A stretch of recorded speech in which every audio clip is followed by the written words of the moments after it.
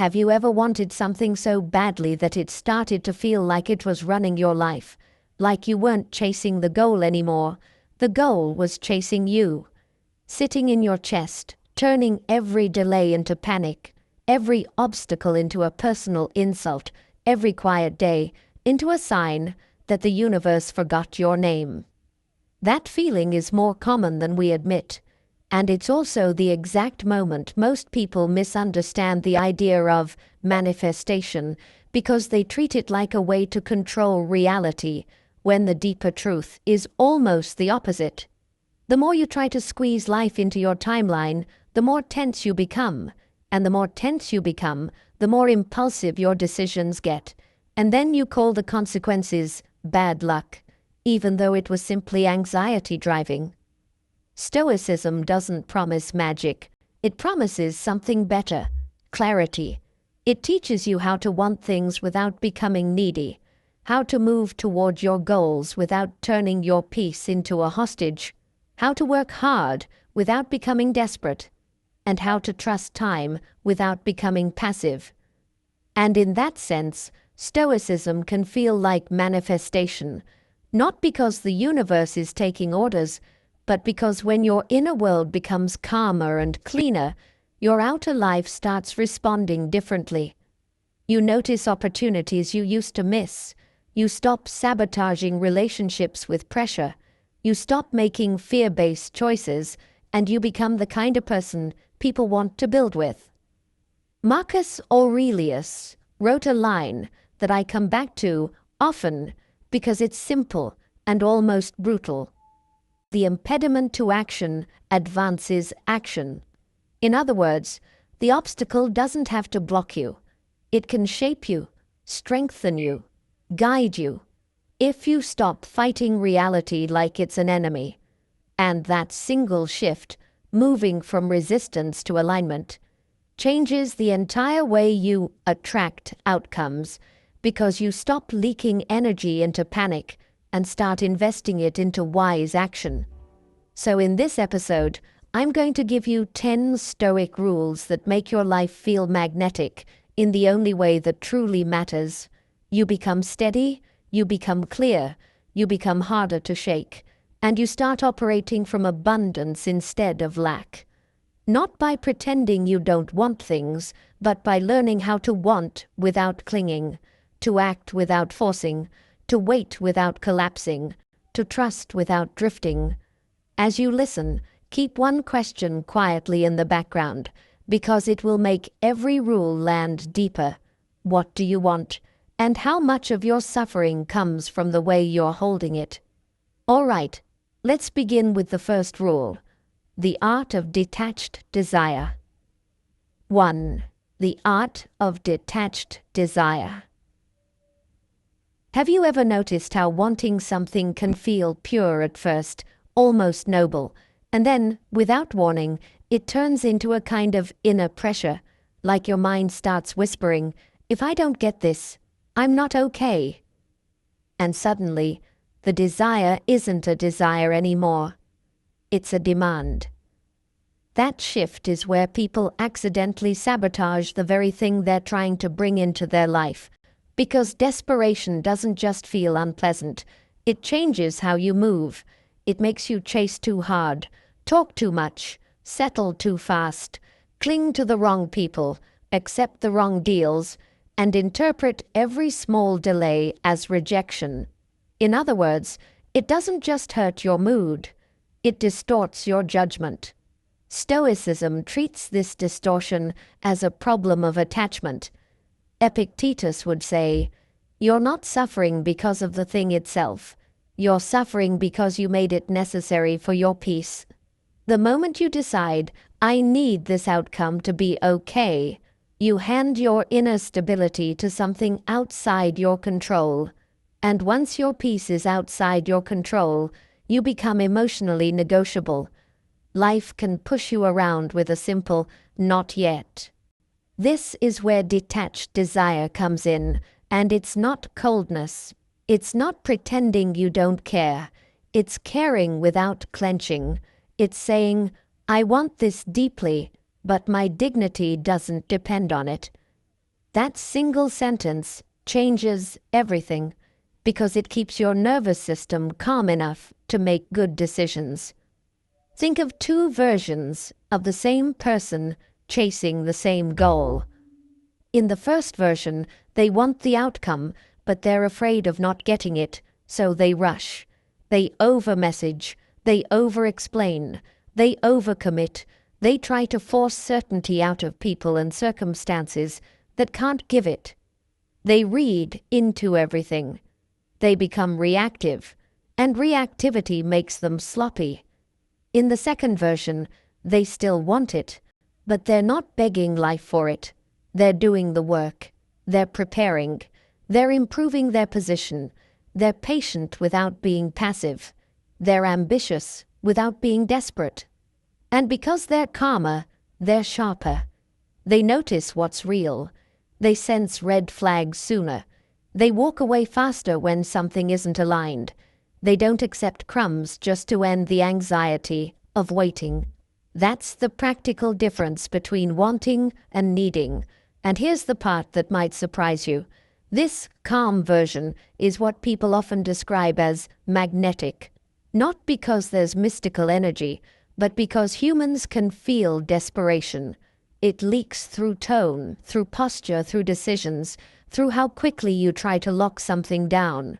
Calm confidence, on the other hand, communicates abundance. I have options. I can wait. I respect myself.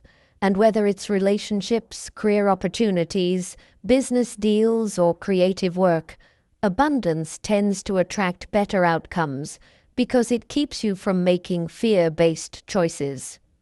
Marcus Aurelius didn't talk about manifestation, but he talked constantly about not being ruled by what you don't control. He trained himself to focus on what was his mind, his actions, his character. And when you adopt that focus, you stop trying to pull reality toward you with anxiety and start meeting reality with steadiness.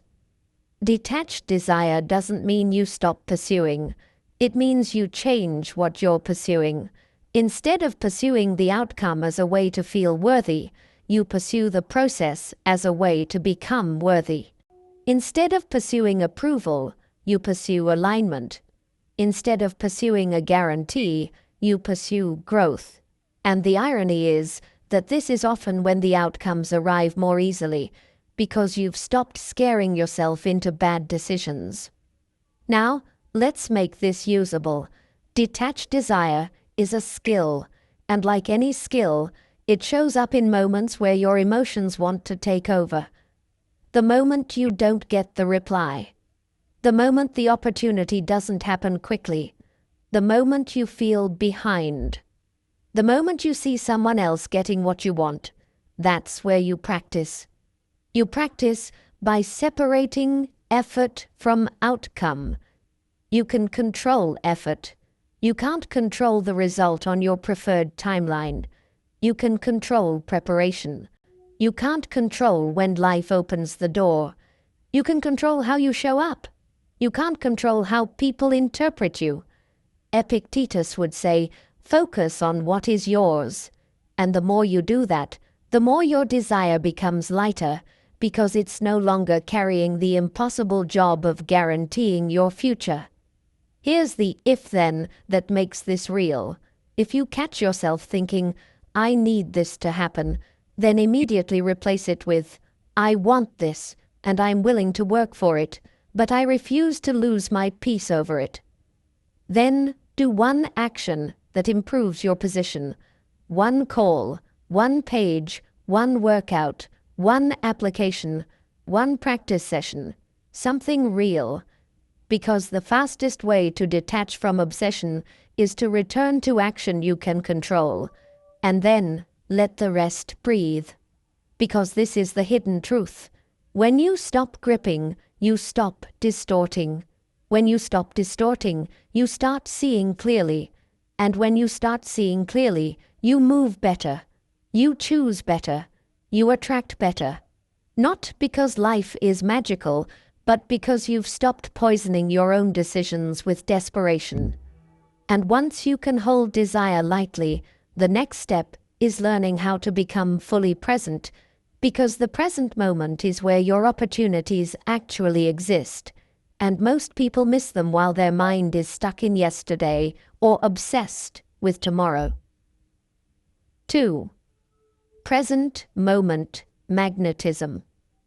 Have you ever noticed that the best parts of your life rarely happen in the mental movie you play about the future, and they almost never happen in the replay of the past, because life, real life, keeps arriving in one place only, and it's the place we abandon the most, right now.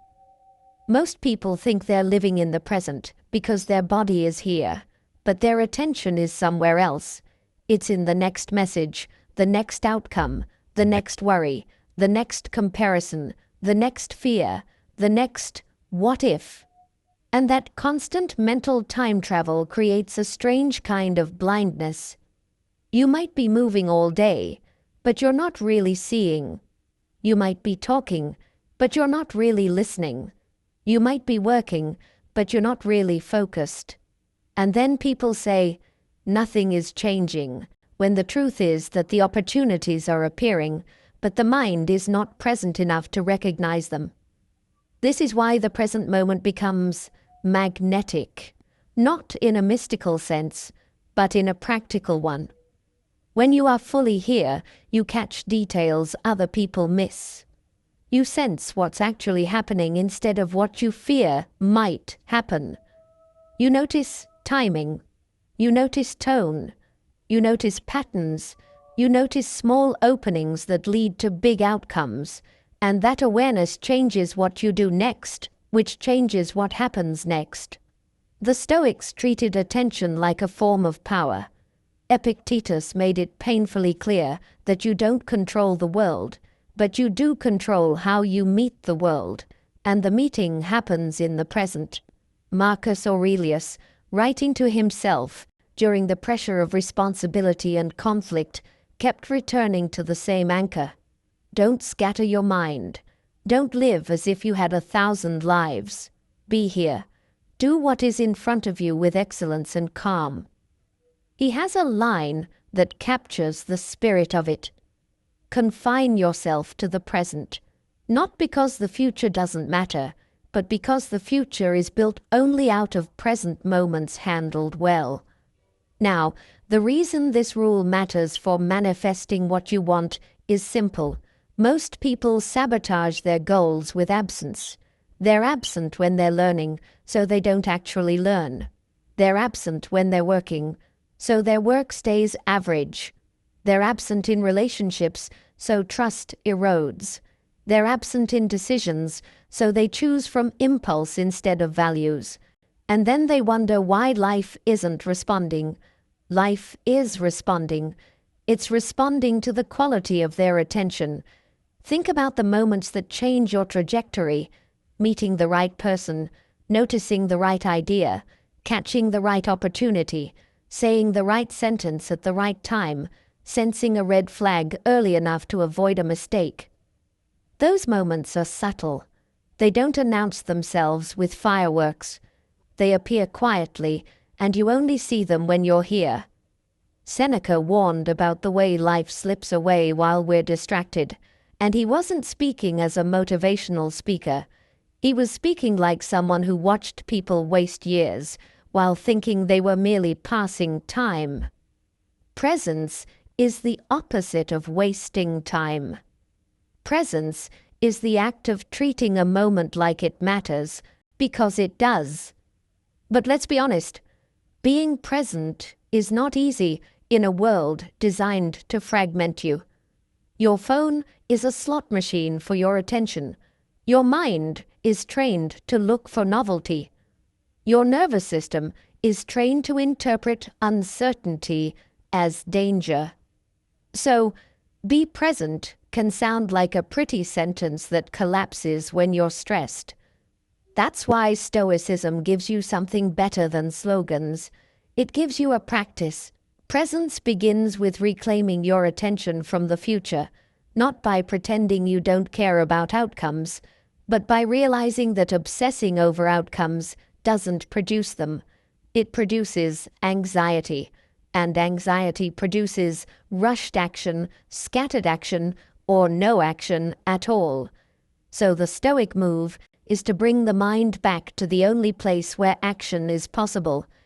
Here's what that looks like in everyday life.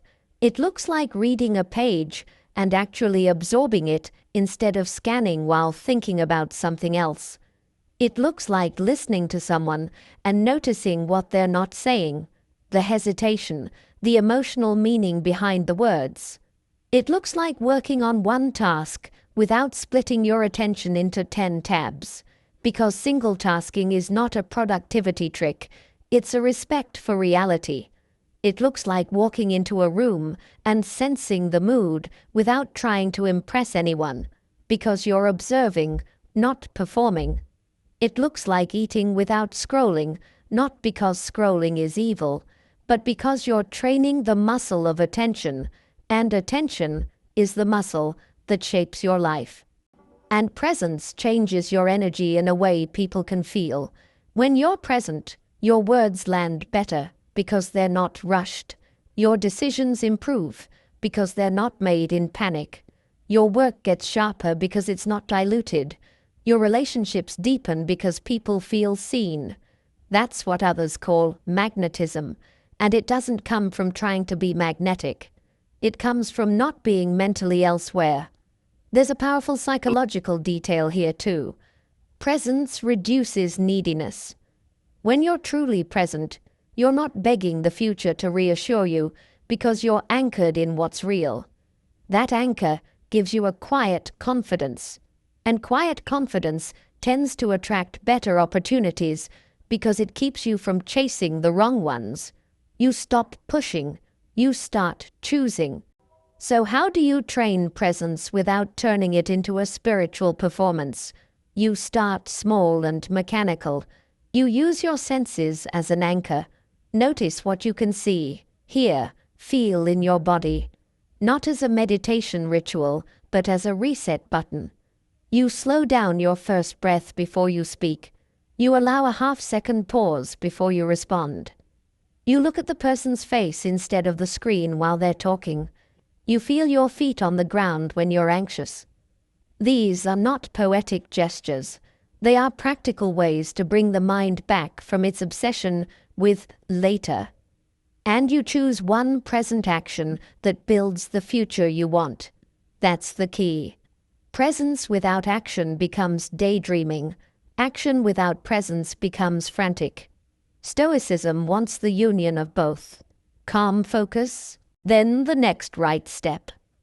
Let me ask you something that cuts straight through the noise. When you say you want everything, do you actually want everything, or do you want the feeling you think everything will give you? Security, love, respect, freedom, peace. And if that's what you want, then presence is not optional because peace can't be postponed. If you can't touch peace in small doses now, the future won't magically deliver it in bulk. Here's the if-then that makes this rule real. If you notice your mind racing ahead, checking, refreshing, worrying, fantasizing, then return to one concrete present task for 10 minutes, fully, and treat those 10 minutes like training for sovereignty.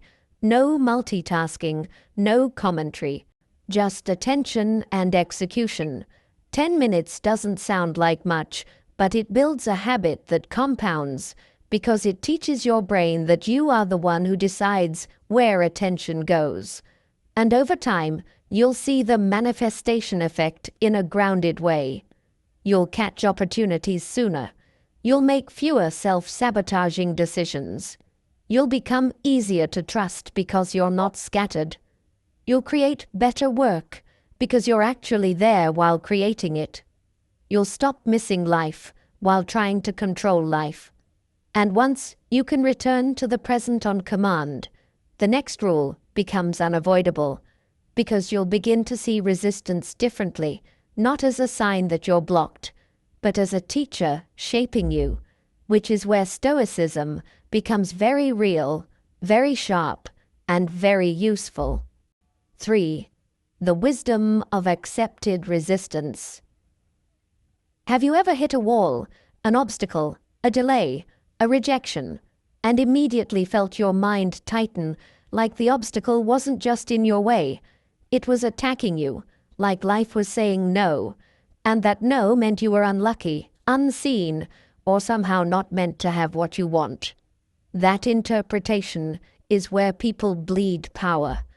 Because resistance is not always a sign you're blocked. Often it's simply the cost of reality.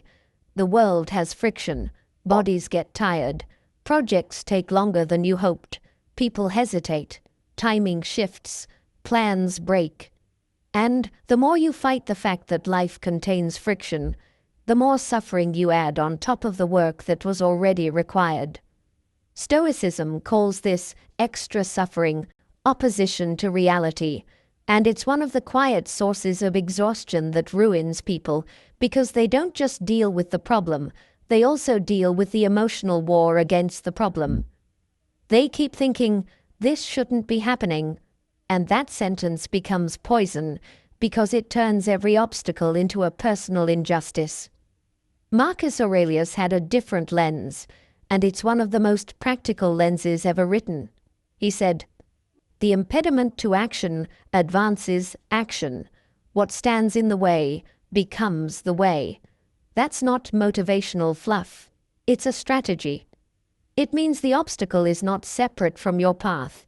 It is part of the path, because it reveals what you still need to build: patience, skill, courage, endurance, humility, precision, restraint. Accepted resistance doesn't mean you like the obstacle. It means you stop wasting energy arguing with the fact that it exists. You acknowledge it cleanly, like an engineer. This is the constraint. This is the condition. This is the terrain.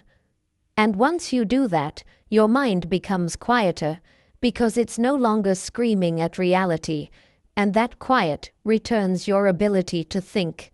This is why acceptance can feel like manifestation in a grounded way. When you accept resistance, you stop making fear-based decisions. You stop rushing into shortcuts. You stop forcing outcomes to relieve anxiety. You stop chasing what isn't ready. You stop abandoning your plan at the first sign of discomfort. You become steady, and steadiness is what allows progress to compound. Epictetus would frame it through control. You don't control whether obstacles appear, but you control your judgment about them, and that judgment determines your next move. If you judge resistance as proof of failure, you'll retreat or panic. If you judge resistance as training, you'll adapt. Same obstacle, different inner story, completely different life. And the most important part is this: resistance often shows you what you actually want. If you quit the moment it gets hard, it was probably a mood, not a mission. That's not an insult. It's clarity. Many people think they want certain outcomes, but what they really want is the fantasy of the outcome without the discomfort of the process. Resistance exposes that fantasy. It forces you to decide whether you want the dream badly enough to accept the cost. Seneca wrote about misfortune as a way that virtue is tested and strengthened, and you can translate that into modern terms. Pressure reveals character, not because pressure is good, but because pressure is honest. It shows you what you've been avoiding. It shows you what you still don't have the skill to handle. It shows you where your mindset collapses. And once you see those weak points, you have something rare, a clear map of what to train. So how do you practice accepted resistance without turning into someone who tolerates everything and never changes anything? You separate acceptance from surrender. Acceptance is acknowledging what's real. Surrender is giving up your agency. Stoicism never asks for surrender. It asks for clear-eyed engagement. If the obstacle is real, you accept it. Then you ask, what is the next controllable step? Not the perfect step, not the dramatic step. The next step you can execute. If it's a rejection, the next step might be improving your skill, refining your approach, trying again with better leverage. If it's a delay, the next step might be preparation, learning, saving, training, building. If it's criticism, the next step might be extracting the useful part without swallowing the insult. If it's a setback, the next step might be rebuilding routine rather than obsessing over the loss. Accepted resistance turns you into a problem solver instead of a complainer, and that shift is powerful because it changes what you do with your energy. People who fight reality spend energy on emotional heat. People who accept reality spend energy on adaptation. And adaptation is what wins. There's also a deeper psychological freedom here. When you accept resistance, you stop seeing your life as a referendum on your worth. You stop treating every obstacle as a message about your identity. You become more like a craftsman, working with materials, adjusting to conditions, making progress through patience and iteration. That mindset is stable. It's hard to break. It's also rare, which is why it creates outcomes most people don't reach. Here's the if. Then. If you feel resistance and your first impulse is to panic, complain, or quit, then pause and rename it. Call it training. Call it friction. Call it the price. Then ask one calm question. What is this trying to teach me that will make me stronger? After that, take one action that proves you're still moving. Small, real, immediate. The action is important because it turns acceptance into forward motion, not into passivity. Over time, this rule makes you dangerous in the best sense. You become the person who doesn't collapse when things are hard. You stop needing life to be smooth in order to stay consistent. You stop reading struggle as a sign to stop. You start reading struggle as part of the contract. And once you can accept resistance without losing your center, the next rule becomes natural. You begin to reclaim inner authority because you stop letting external conditions dictate your internal state, and that shift is where calm confidence is born. 4. The power of inner authority. Have you ever had a day where nothing truly terrible happened, yet you still felt thrown off, like a single comment, a delayed reply, a small shift in someone's tone, or one unexpected inconvenience was enough to hijack your mood, and then the rest of the day followed that mood like a shadow? That's the moment you realize something that can sting a little. Your inner state has been outsourced, not to one person, but to the world. Its timing, its opinions, its randomness. And when your peace is outsourced, you're always negotiating with life, always trying to arrange the outside so you can finally feel okay on the inside. The problem is, the outside never stays arranged. It moves. It changes. People change. Circumstances drift. So, if your peace depends on external stability, you will rarely feel stable. Stoicism offers a different foundation. Inner authority, the ability to decide what kind of person you will be in this moment, regardless of what the moment brings. Epictetus said it plainly, some things are up to you and some things are not. Most people nod at that idea and then live as if everything is up to them. Other people's reactions, outcomes, timing, fairness. Inner authority is when you stop pretending you can command those things and you reclaim the one domain that is actually yours, your judgments, your choices, your standards. Marcus Aurelius practiced this like a daily discipline. He wasn't trying to become emotionally numb. He was trying to become internally governed. He kept reminding himself that the world is full of noise, insults, flattery, and chaos, and that none of it has to become his. Not because he could control the world, but because he could control what kind of mind he carried through the world. That's inner authority. I will not let this event appoint itself as my ruler. Now, why does this matter for manifesting what you want? Because a person without inner authority is easy to pull off course. Their plan is constantly interrupted by feelings. Their habits depend on mood. Their discipline collapses under stress. Their decisions are reactive, and reactive decisions tend to produce reactive lives, unstable, inconsistent, full of unnecessary detours. But when you reclaim inner authority, you start moving through life with a steadiness that creates results. Not because you're forcing the universe, but because you're no longer forcing yourself to live in panic. You become calmer, and calm makes you precise. You become less needy, and less neediness makes you choose better. You become less reactive, and less reactivity keeps you consistent. Inner authority is also the cure for the hidden posture of lack. Lack doesn't always mean you have nothing. Sometimes lack is simply the inner feeling of, I'm not okay until something changes. That feeling makes you chase. It makes you compromise.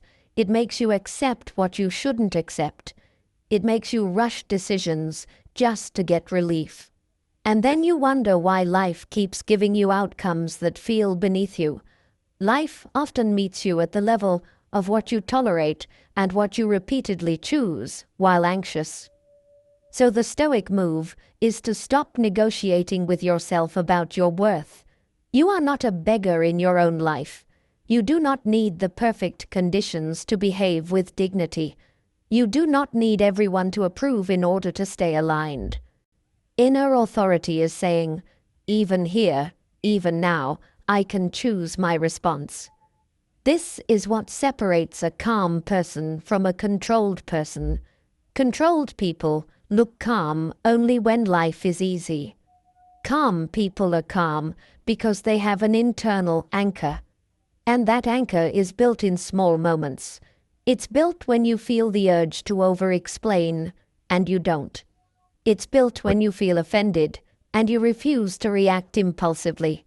It's built when you feel anxious, and you choose one useful action instead of doom scrolling. It's built when you don't get the outcome you wanted, and you still behave like a person you respect. Seneca talked about the mind as something that must be trained, not something that automatically serves you. And that's exactly what inner authority is. Training.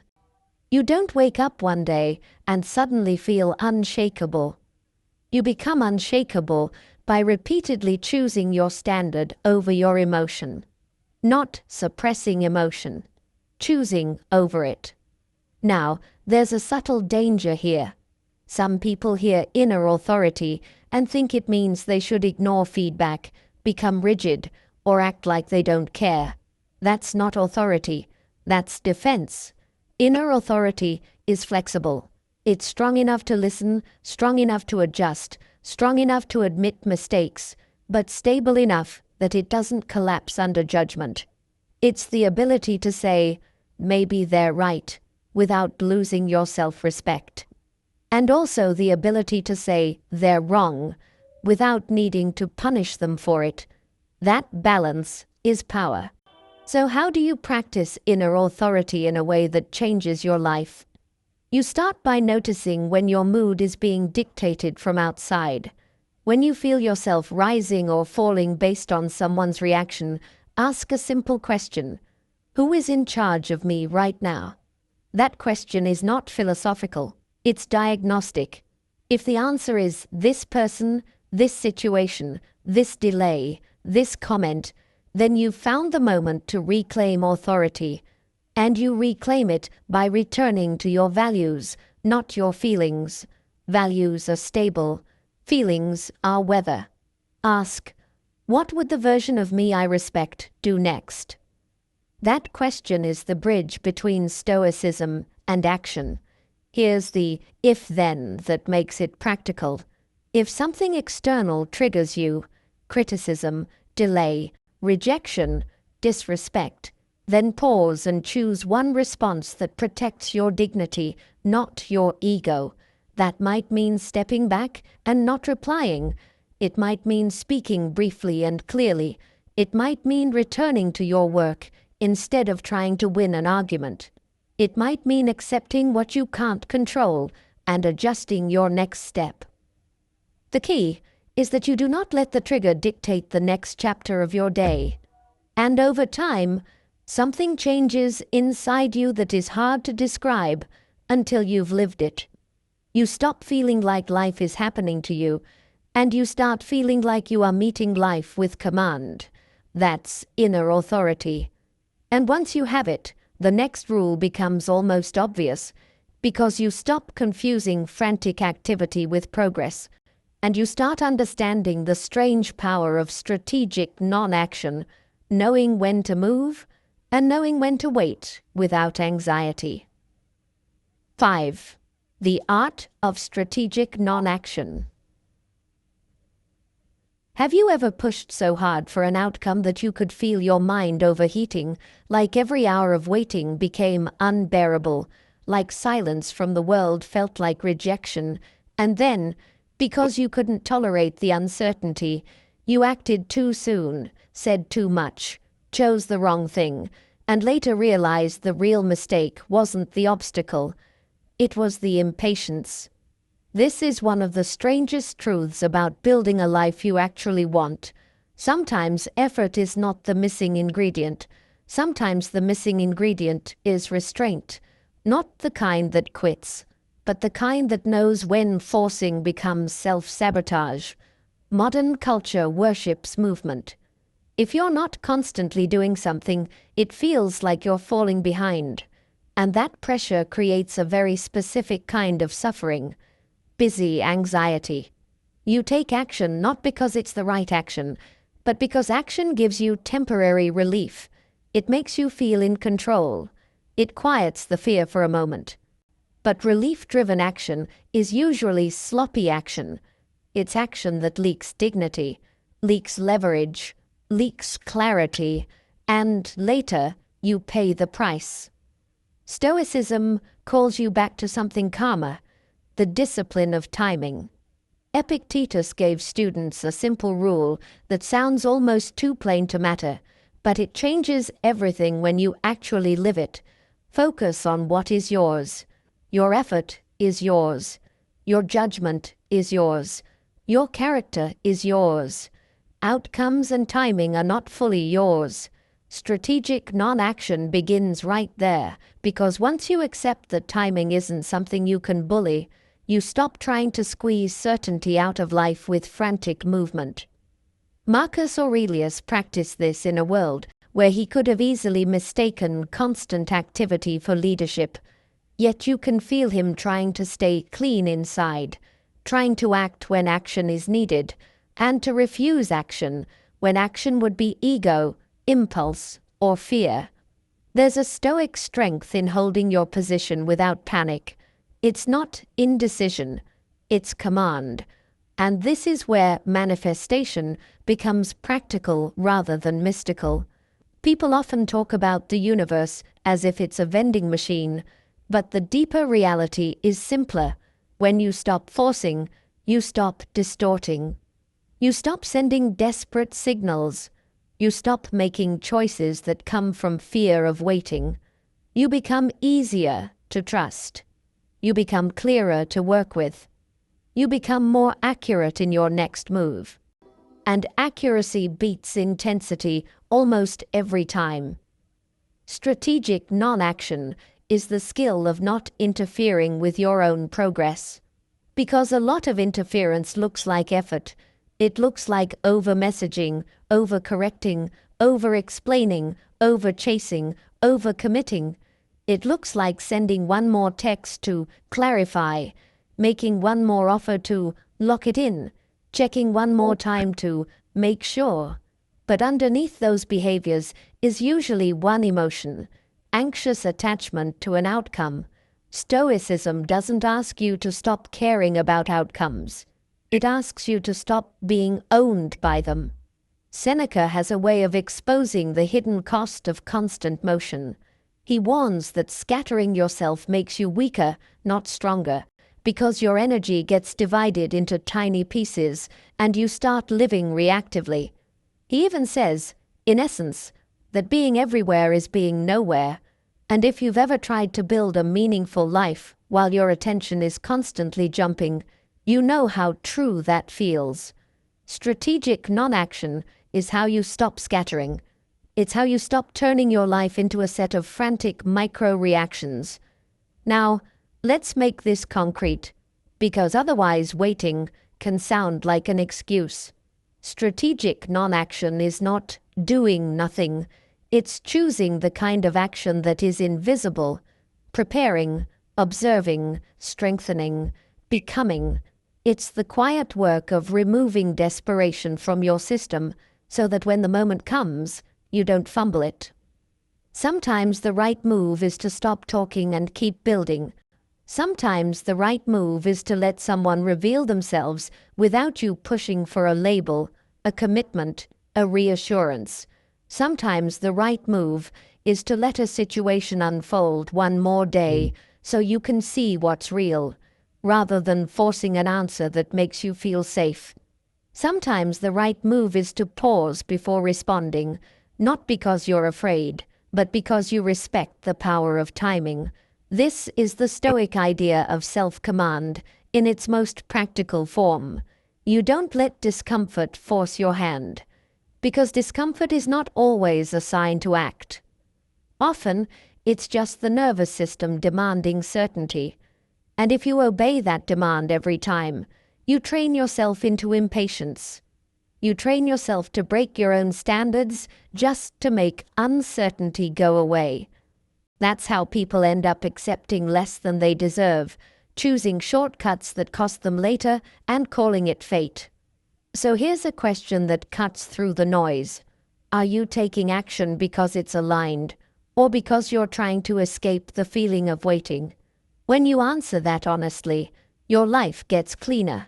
And once your life gets cleaner, you start seeing that waiting can be powerful when it's paired with readiness. A hunter doesn't run at every sound. A craftsman doesn't rush the material. A disciplined mind doesn't chase every impulse. This isn't romantic. It's intelligent. Here's the if-then that makes this rule usable today. If you feel urgency rising and you're about to push, chase, or force an outcome, then pause and ask, will this action improve the situation or only soothe my anxiety? If it only soothes anxiety, don't do it. Instead, do one quiet action that strengthens your position. Train, study, refine, save, organize, rest, think.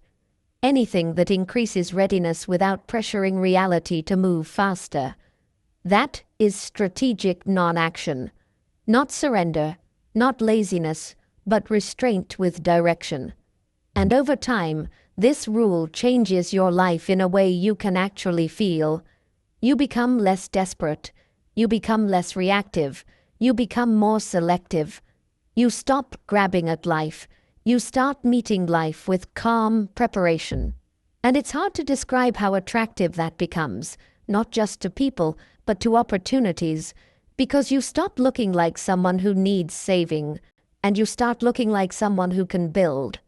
And once you can wait without panic, the next rule becomes natural, because your mind shifts from scarcity to steadiness, and that's where gratitude stops being a cute idea and starts becoming a force that changes how you see and what you notice every single day.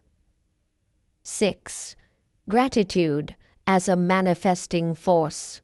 Have you ever reached a goal you swore would finally make you feel satisfied, and then, almost immediately, your mind moved the finish line, as if enough was always one step ahead of you, always slightly out of reach, like you were drinking from a cup that never truly fills?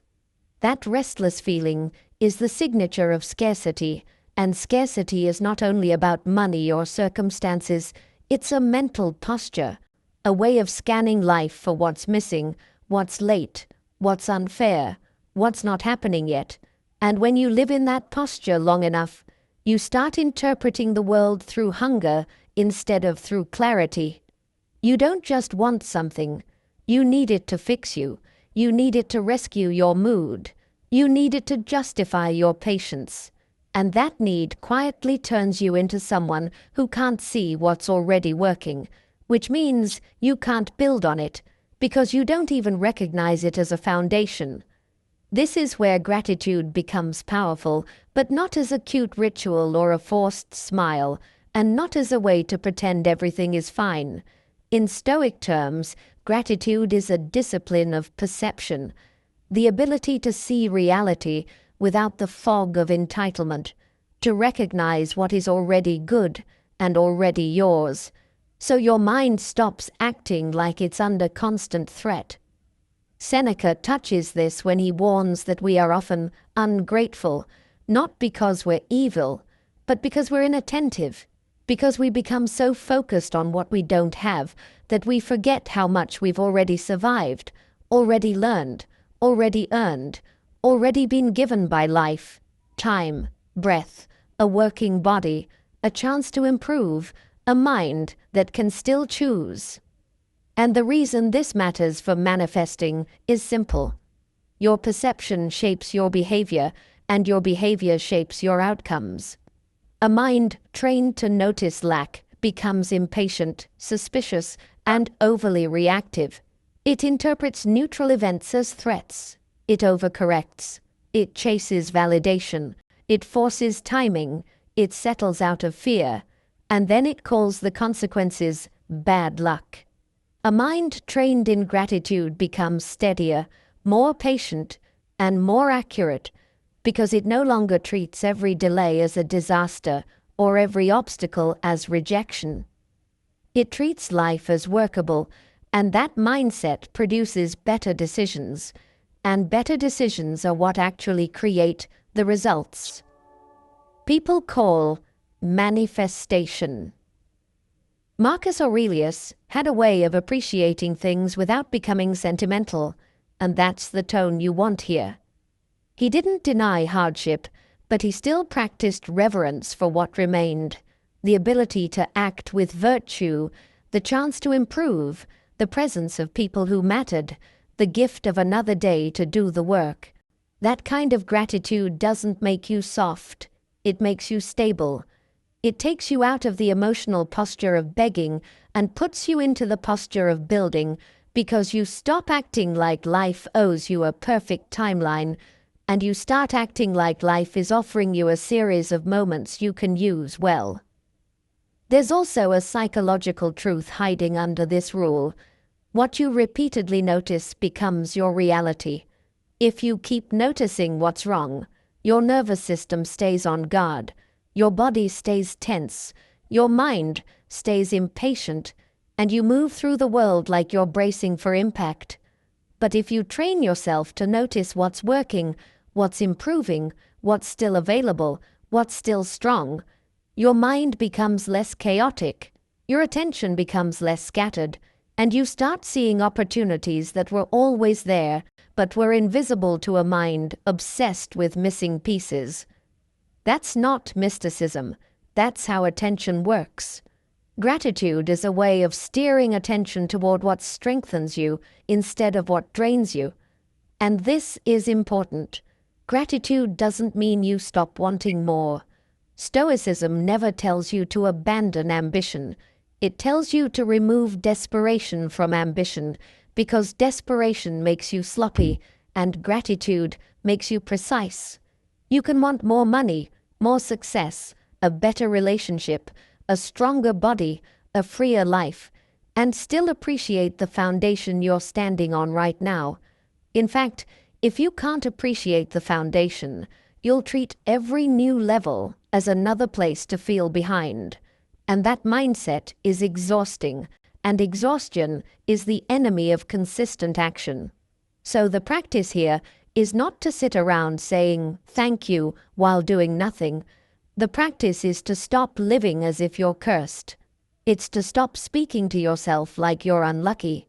It's to stop treating life as a scoreboard where you're always losing. Because when you treat life like that, you become bitter, And bitterness makes you repel help, repel patience, repel collaboration, repel joy, and then you wonder why everything feels heavy. Gratitude lightens you, and when you're lighter, you move better. You show up differently in conversations because you're not demanding people to fill your emptiness. You become easier to be around, not because you're performing positivity, but because you're not constantly broadcasting need. You negotiate better because you're not negotiating from fear. You create better because your mind isn't clenched. You recover faster because you don't interpret setbacks as proof that you're doomed. Even your discipline becomes easier because discipline collapses when you feel like nothing is working, and discipline strengthens when you can see that something is working and you can build on it. Seneca also had a fierce clarity about this. Much of our suffering comes from wanting life to be different from what it is right now, and there's a place for striving, but there's also a place for acceptance, because acceptance is what keeps your mind from burning out while you pursue what's next. Gratitude is acceptance with warmth. It's the ability to say, I'm building, and I'm also not blind to what I already have. That is not weakness. That is sanity. So how do you turn this into something you can actually use today? You keep it grounded. You don't force emotions. You don't pretend. You simply identify something real that you can respect. A body part that works. A friend who stayed. A habit you've improved. A mistake you didn't repeat. A chance to start again. The fact that you can think, choose, and act. Many people lose that ability, and the Stoics never forgot how fragile life is. When you remember fragility, gratitude stops being a personality trait and becomes a form of humility. Here's the if-then for this rule. If you catch yourself spiraling into "it's not enough" or "it's not happening fast enough," then pause and name 3 specific things that are already supporting your life right now, and immediately follow that by one action that honors those supports. One disciplined step that builds on what you have instead of cursing what you lack. Because gratitude without action becomes a lullaby, but gratitude with action becomes momentum, and momentum is what changes outcomes. And once gratitude becomes your baseline, you stop chasing your desires like a hungry person chasing crumbs, and you start pursuing them like a grounded person building a life, which leads directly into the next rule. Emotional sovereignty. Because even with gratitude, emotions will rise, and the question becomes whether you can feel them without letting them drive. 7. The strength of emotional sovereignty. Have you ever looked back at a choice you made and thought, that wasn't even me? Not because you lost your values, but because your emotions grabbed the steering wheel for a few minutes, and in those few minutes, you said the thing you can't unsay. You sent the message you can't pull back. You agreed to something you didn't mean. You burned a bridge you actually needed, and then you spent the next week living inside the consequences. That's the price of emotional captivity, and it's one of the main reasons people feel like life is random. Because when your emotions run your decisions, your life starts to look like a storm you can't predict. Stoicism doesn't teach you to stop feeling. It teaches you something far more realistic. Feel everything, but don't surrender your authority to the feeling. That's what emotional sovereignty is. It's the quiet strength of being able to experience anger, fear, desire, envy, excitement, disappointment, fully, without turning any of those states into a command you must obey. Epictetus said it in a way that still slices through modern confusion. Men are disturbed not by things, but by the views which they take of them. The disturbance isn't only the event, it's the meaning your mind assigns in the first second. The story your nervous system writes without asking your permission. Emotional sovereignty begins right there, because the moment you realize your interpretation is involved, you reclaim options. You might still feel the wave, but you don't have to become the wave. And this matters deeply if you're talking about attracting the life you want, because most people don't fail due to lack of desire. They fail due to emotional leakage. They leak energy into resentment, into anxious overthinking, into reactive texting, into impulse spending, into conflict, into comparison, into quitting too early, into forcing timing, into dramatic decisions made just to end discomfort. Then they call it fate. But it wasn't fate. It was a temporary emotion treated like a permanent truth. Marcus Aurelius kept reminding himself that the mind can step back, that it can create space, that it can choose a response instead of becoming a reflex. He wasn't writing those reminders because he was naturally calm. He was writing them because he was human, surrounded by pressure, surrounded by provocation, surrounded by uncertainty. And he knew the greatest threat to a person with responsibility is not the enemy outside, it's the undisciplined reaction inside. Emotional sovereignty is what keeps you from becoming easy to manipulate, because manipulation works best on people who are predictable in their triggers. Here's the hard reality. If someone can reliably make you angry, they can move you. If someone can reliably make you insecure, they can steer you. If circumstances can reliably make you panic, your decisions will always bend toward relief instead of wisdom. So the goal is not to control your emotions like a robot. The goal is to build a pause, small but real, between feeling and acting, because that pause is where your dignity lives. You can feel jealousy and still choose patience. You can feel anger and still choose silence. You can feel fear and still choose the next brave step. You can feel the craving and still choose the long-term plan. That's sovereignty. It's not suppression, it's command. And if you listen closely, you'll notice something. The people who seem lucky often aren't lucky in the mystical sense. They're emotionally steady enough to stay consistent. They don't torch opportunities because they felt impatient for one day. They don't ruin relationships because they felt insecure for 1 hour. They don't abandon the work because they felt discouraged for 1 week. Their feelings change, but their standards don't move as easily. Over time, that stability looks like magnetism, because while others are swinging between extremes, they're quietly building. So how do you actually practice emotional sovereignty in a way that changes outcomes? You stop treating emotion as a judge. You start treating it as information. Anger might be telling you a boundary matters. Fear might be telling you you're entering something meaningful. Sadness might be telling you you need rest or truth. Desire might be telling you what you value. But information is not instruction.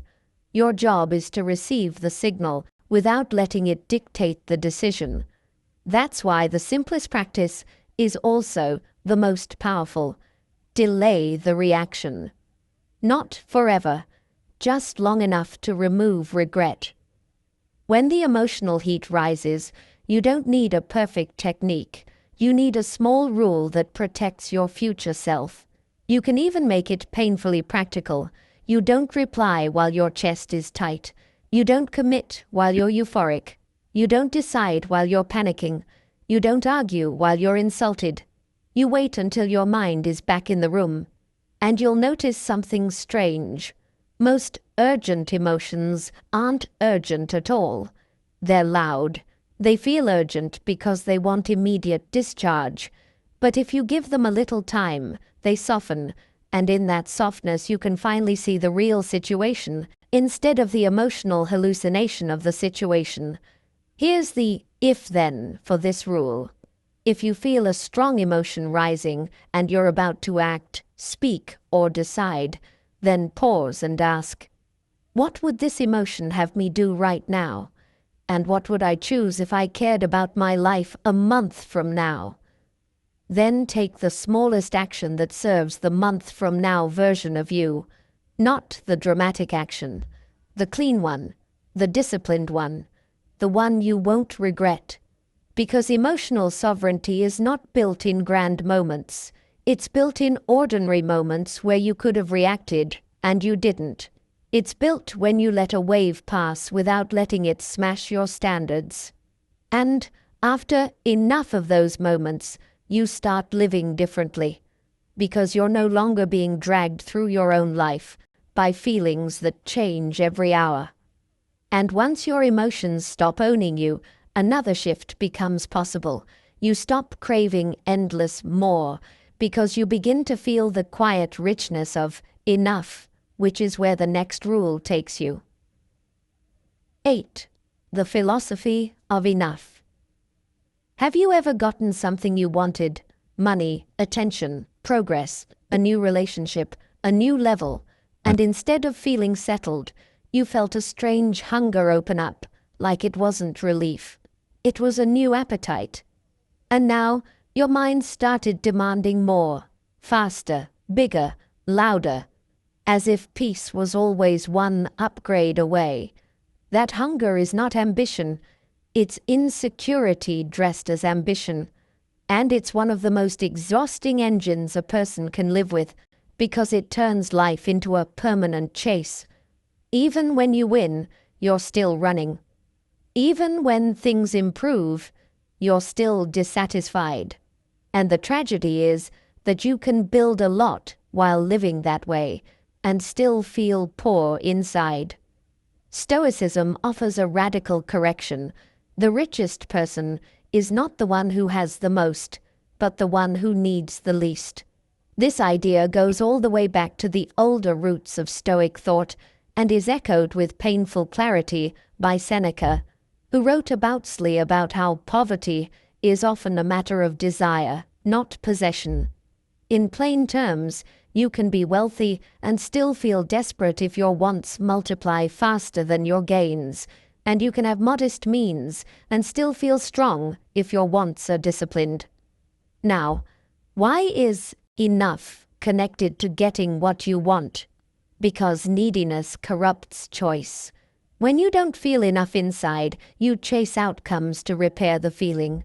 You say yes when you should say no. You settle for the wrong people. You accept deals that don't respect you. You rush your timing. You compromise your values. You cling to situations that are clearly misaligned because you're not just trying to achieve. You're trying to soothe that quiet fear that says, if I don't get this, I'm not okay. The moment you develop the philosophy of enough, that fear weakens. And as the fear weakens, your standards rise naturally. You stop grabbing. You start choosing. And choosing is what creates a better life. This is one of the most paradoxical manifestation truths. When you stop acting like you're starving, you stop accepting crumbs. When you stop accepting crumbs, your life changes direction because your decisions become cleaner. You don't waste time on what you know you don't want. You don't cling to what doesn't fit. You don't trade dignity for quick relief. Marcus Aurelius would call this returning to what is sufficient. He trained himself to see how little a person actually needs to live with honor. Basic food, basic shelter, a disciplined mind, a clear conscience, and the willingness to do what is right. That doesn't mean he rejected success. It means he refused to make success his identity. He refused to make external gain the source of internal stability. And that is the core of enough. You stop making external things the foundation of your inner life. Because external things can be taken, delayed, changed, misunderstood, but your inner standard, what you tolerate, what you respect, what you choose, that can be stable.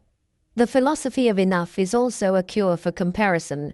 which is one of the biggest sources of suffering today. Comparison makes you feel behind, even when you're improving. It makes you feel poor, even when you're building. It makes you feel late, even when you're on time for your life. And the more you compare, the more your desires become infected. You stop wanting what you truly want, and you start wanting what looks impressive in someone else's story. That kind of wanting is endless, because the internet is an infinite showcase, and there will always be someone ahead in one category. Enough breaks the spell. It helps you ask a different question. What actually fits my life? Not what looks good, not what wins applause, not what proves something, but what genuinely supports your peace, your health, your purpose, your relationships, your daily rhythm. And once you can answer that, your wants become simpler, more focused, more real. You stop chasing 10 things with weak energy and start building 1 or 2 things with strong energy. That concentration creates results.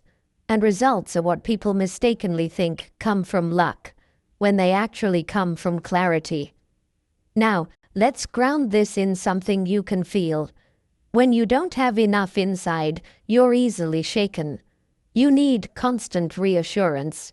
You need constant progress to calm your nervous system. You need constant external proof that you're okay. That's why delays feel so painful. That's why rejection feels personal. That's why you overreact to small things. Because the mind is living as if it's in danger. But when you cultivate enough, when you can genuinely say, I'm okay, even if this takes time, you become harder to manipulate, harder to pressure, harder to rush. Your patience becomes real patience, not forced patience. And real patience is powerful, because patience allows timing to work for you instead of against you. Seneca had a way of making this almost blunt. Much of our misery comes from wanting what we don't need. So the Stoic practice is not to kill desire, but to refine it, to simplify it, to remove the extra wants that exist only to impress others or to soothe insecurity. When you remove those extra wants, your attention returns to what truly matters, and your life becomes less chaotic. So how do you practice enough without turning into someone who stops trying? You practice it by separating contentment from complacency.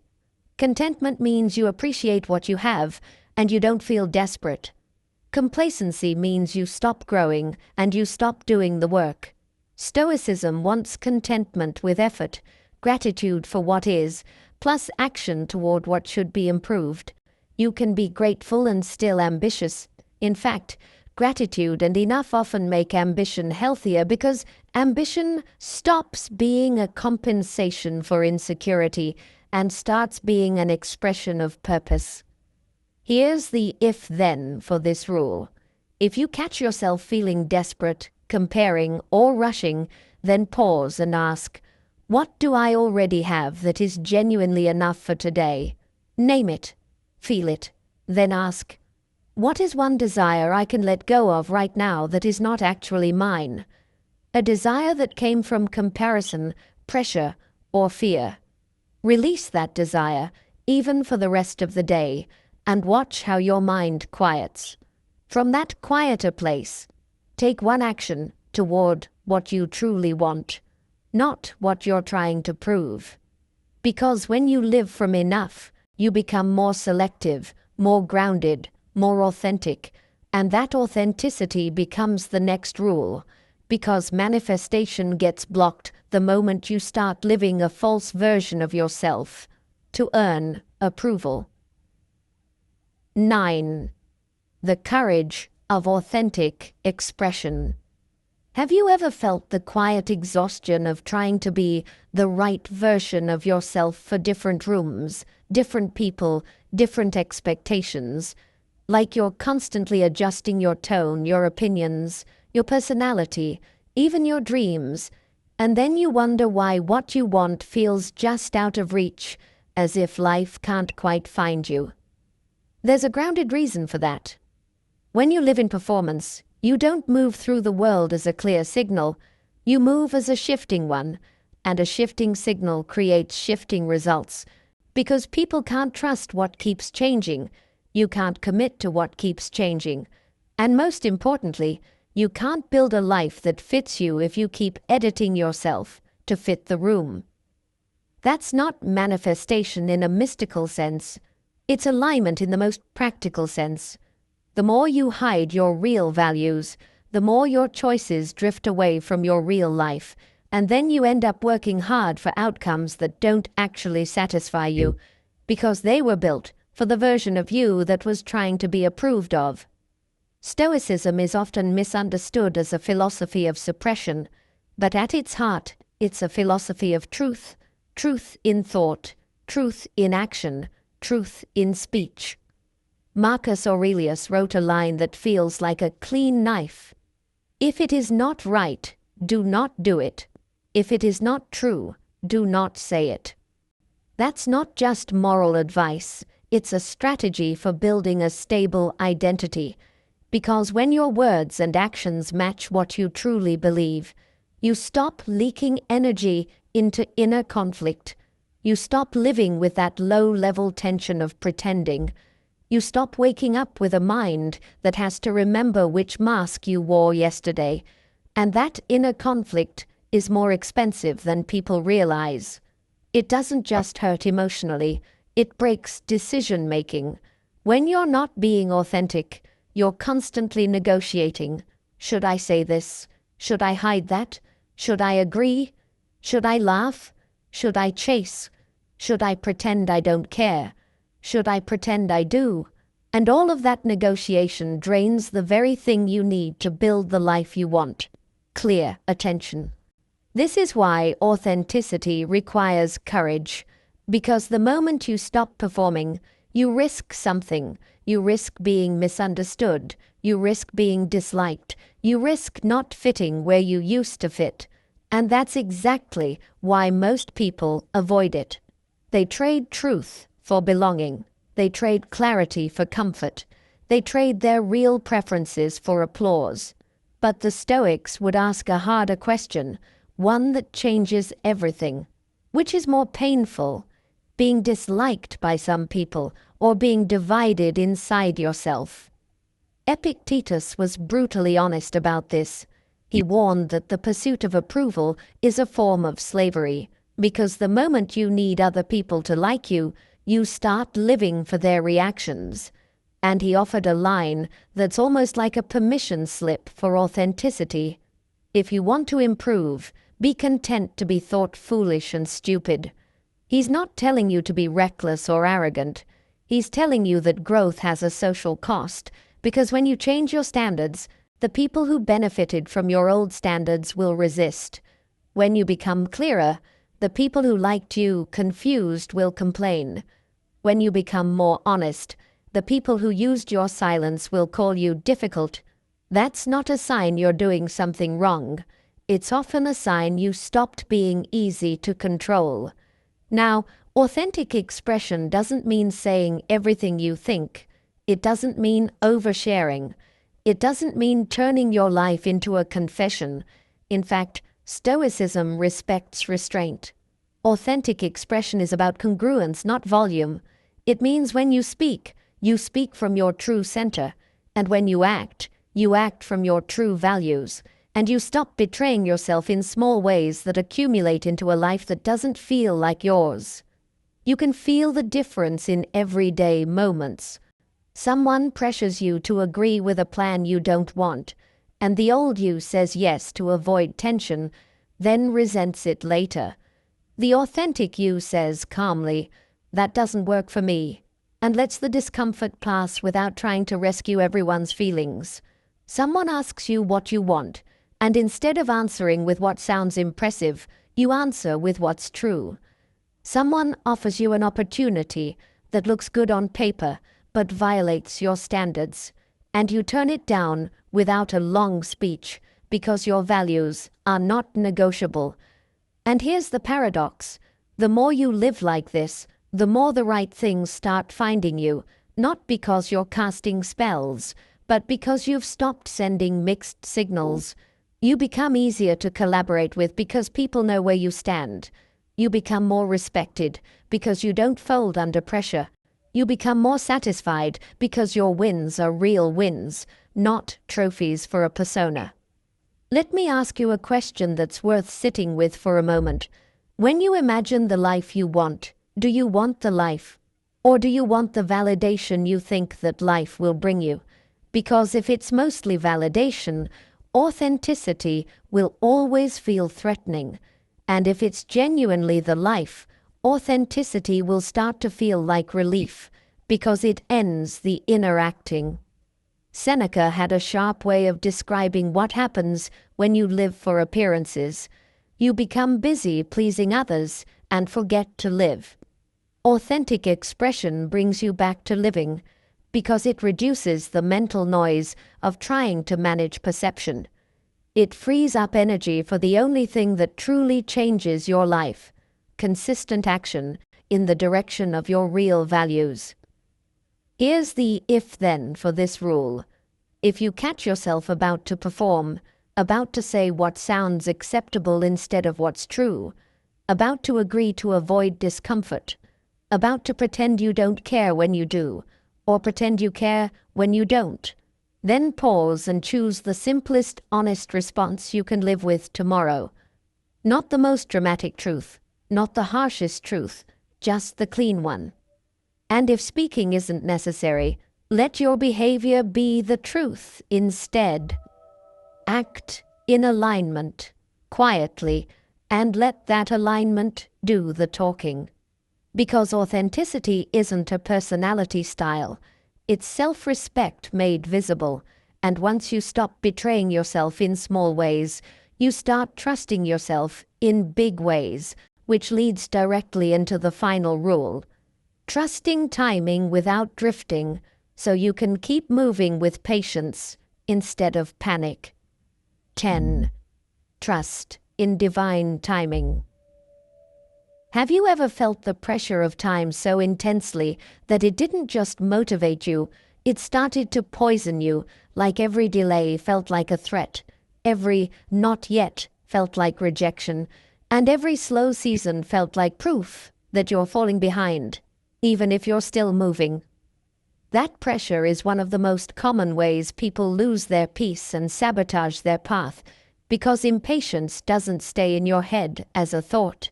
It spreads into your behavior as a force. It makes you rush people.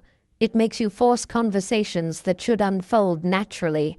It makes you take deals that aren't ready. It makes you chase what isn't aligned. It makes you cling to timelines instead of building the capacity to handle the outcome when it arrives. And the painful irony is that the moment you try to force timing, you often create the very delays you were afraid of, because forced choices tend to come with hidden costs. Stoicism offers a different relationship with time, one that doesn't remove ambition, but removes panic. The Stoics didn't talk about divine timing in the modern sense, but they did speak about nature, providence, and the order of things, and they trained themselves to cooperate with reality instead of arguing with it. Marcus Aurelius has that calm, almost surgical reminder: accept the things to which fate binds you, and love the people with whom fate brings you together. The point isn't passive surrender. The point is alignment with what is actually happening, so you can respond wisely instead of emotionally. Because here's the truth most people don't want to face: you can control effort, but you cannot fully control timing. You can plant, you can water, you can prune, you can protect, but you cannot command the season. And when you try to command the season, you don't become powerful, you become anxious. You become the kind of person who can't wait without suffering, and that suffering makes you grab at shortcuts. Trusting timing is not a spiritual decoration. It's a practical discipline, the discipline of continuing to do the right work while refusing to let uncertainty turn you into a weaker version of yourself. Epictetus would bring it back to the cleanest line possible. Focus on what is yours. Your choices are yours. Your integrity is yours. Your patience is yours. Your preparation is yours. But outcomes have dependencies. Other people's decisions, market conditions, health, timing, randomness. And if you demand control over all dependencies, you will live in constant tension. Trust in timing is how you step out of that tension without stepping out of action. And this matters more than people realize, because impatience is not just wanting things faster. Impatience is often a hidden belief that you are unsafe until something happens. It's the nervous system saying, I can't relax until I get the proof. And when you live that way, you turn your life into a waiting room where peace is always postponed. Stoicism doesn't let you postpone peace forever. It asks you to build peace as a skill while you pursue what you want, so you don't arrive at your goal emotionally bankrupt. Let me ask you something that might sting, but it's worth asking. Are you in a hurry because the goal matters, or because you're trying to escape the feeling of uncertainty? Because those are not the same thing. A goal can matter deeply and still not require panic. In fact, the more a goal matters, the more you should protect your mind from panic, because panic makes you sloppy, and sloppy is expensive. Seneca wrote about how we suffer more in imagination than in reality, and nowhere is that more obvious than in timing. We imagine disasters in every delay. We imagine humiliation in every slow period. We imagine doors closing forever when sometimes a door is simply not open yet. The mind creates a catastrophe story, and then we react to the story instead of reacting to reality. Trusting timing is how you stop obeying the catastrophe story. Now, trusting timing doesn't mean you sit back and wait for miracles. The Stoic version of trust is active. It looks like this. You keep showing up. You keep refining your craft. You keep strengthening your body. You keep cleaning your habits. You keep making courageous moves when the move is yours to make. And you stop demanding that life reward you immediately for the effort. You stop treating the timeline like a verdict on your worth. Because delays can be teachers, and sometimes they're protectors. Sometimes what you think you want would break you if it arrived before you were ready. Sometimes the relationship you're rushing into would have revealed its cost later, but the delay spared you. Sometimes the success you're begging for would have expanded your life faster than your character, and then the success becomes the trap. This isn't superstition. It's a sober recognition that readiness matters as much as desire. Marcus Aurelius lived with the awareness of mortality, which makes timing even more intense, because you know time is limited. But that awareness didn't make him frantic. It made him focused. He didn't say, rush. He said, in essence, use the day. That's the balance. Urgency without panic. You act with intention, but you don't poison your mind with impatience. So what does this look like when you're actually living your life? It looks like doing your part fully, then releasing the rest. Not in a vague way, but in a disciplined way. You send the application, then you stop obsessing over the reply and continue improving your skills. You build the business, then you stop refreshing the metrics as if refreshing is a strategy, and return to the work that moves the needle. You show up honestly in relationships, then you stop trying to force certainty out of someone and let time reveal what's real. You keep training, then you stop trying to feel motivated every day and simply become consistent. And in the middle of this, there's a deeper gift. Trusting timing makes you calmer to be around. People can sense when you're trying to squeeze something out of them. Love, reassurance, agreement, commitment, approval. Because pressure has a smell. When you trust timing, you remove the pressure, And that often makes the right things come closer, because you're not gripping them like a lifeline. You're meeting them like a steady person who will be fine either way. Here's the if-then for this final rule. If you catch yourself spiraling in impatience, checking, chasing, forcing, bargaining, then return to one controllable action that increases readiness and set a boundary around your mind by refusing to reopen the question for a fixed period of time. In other words, do the work, then let it breathe. If you've already done what's yours to do today, then the most stoic move is to stop interfering and allow time to do what only time can do. Because when you trust timing, you don't become passive. You become powerful in a quieter way. You stop trading your peace for speed. You stop sacrificing your standards to escape uncertainty. You stop forcing outcomes that aren't ready. You keep moving, but you move clean. And when you move clean long enough, you start to notice something that feels almost like a secret. What's meant for you doesn't need you to panic to arrive. It needs you to be prepared when it does.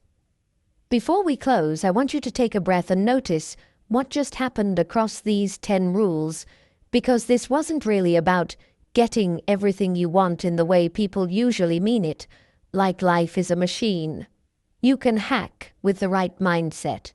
It was about becoming the kind of person who stops ruining what they want with panic.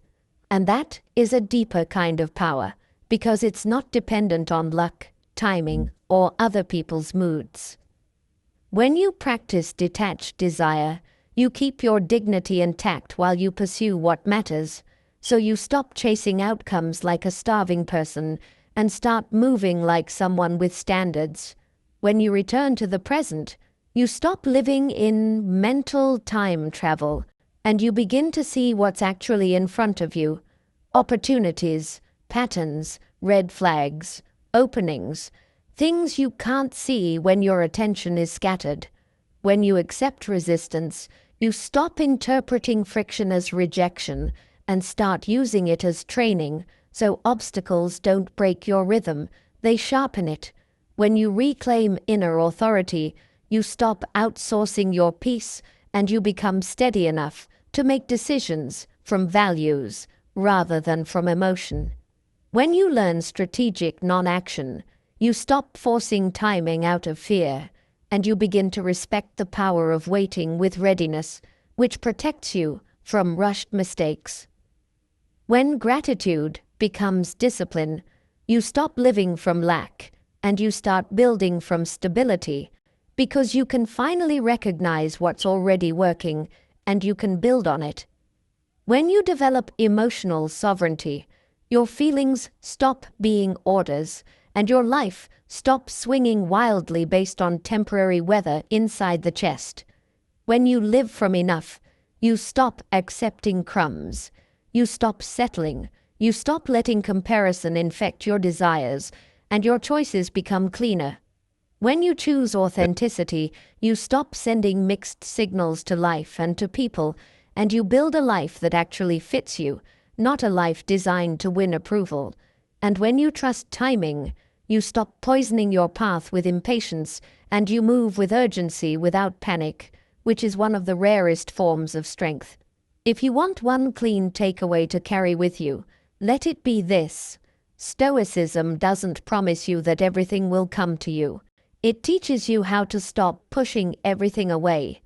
It teaches you how to remove the inner resistance that turns desire into desperation, effort into franticness, and waiting into suffering. And when you remove that resistance, you become clearer, calmer, and more consistent. And a clear, calm, consistent person tends to build a life that looks magnetic from the outside, because they're not constantly sabotaging themselves from the inside. So here's a quiet invitation you can try today. Pick one rule you resisted while listening, the one that made you feel slightly exposed, and practice it once in the next 24 hours in a real situation, not in your imagination. Hold desire lightly. Return to the present. Accept the friction. Choose your response. Wait without forcing. Notice what you already have. Let emotions rise without obeying them. Decide what is enough. Speak from truth. Keep working while time does its part. And then watch how your life begins to shift. Not like a miracle, but like a machine finally running without sand in the gears.